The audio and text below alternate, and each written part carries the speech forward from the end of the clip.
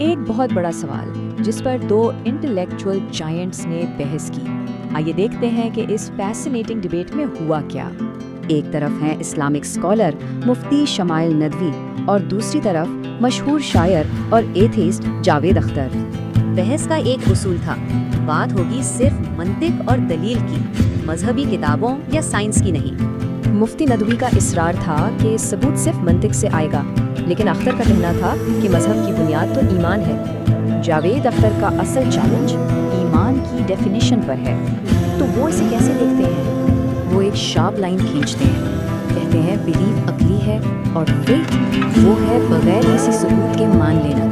لیکن مفتی ندوی اس ڈیفینیشن کو نہیں مانتے۔ ان کے مطابق سچا ایمان تو منطق پر ہی کھڑا ہوتا ہے، اور یہیں سے بحث کا پہلا بڑا منطقی سوال اٹھتا ہے، یہ کائنات آخر آئی کہاں سے؟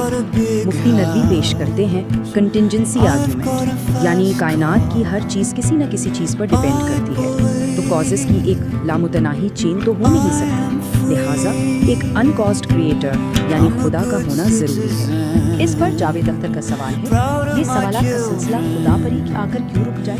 ہو سکتا ہے کائنات خود اٹرنل ہو؟ اور یہاں سے بحث اپنے سب سے جذباتی اور مشکل موڑ پر آتی ہے، یعنی problem of science. Javed Akhtar پوچھتے ہیں کہ ایک رحیم خدا اتنی تکلیف کی اجازت کیسے دے سکتا ہے؟ مفتی ندوی کا جواب، یہ زندگی ایک امتحان ہے۔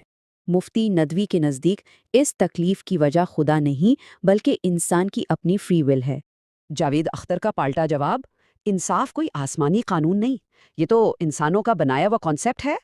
تو یہ بحث ایک بنیادی فلسافیکل ڈیوائیڈ کو دکھاتی ہے، یعنی اصل سوال یہ ہے کہ یہ بحث ایک آخری بہت گہرے سوال پر ختم ہوتی ہے جس پر ہم سب سوچ سکتے ہیں۔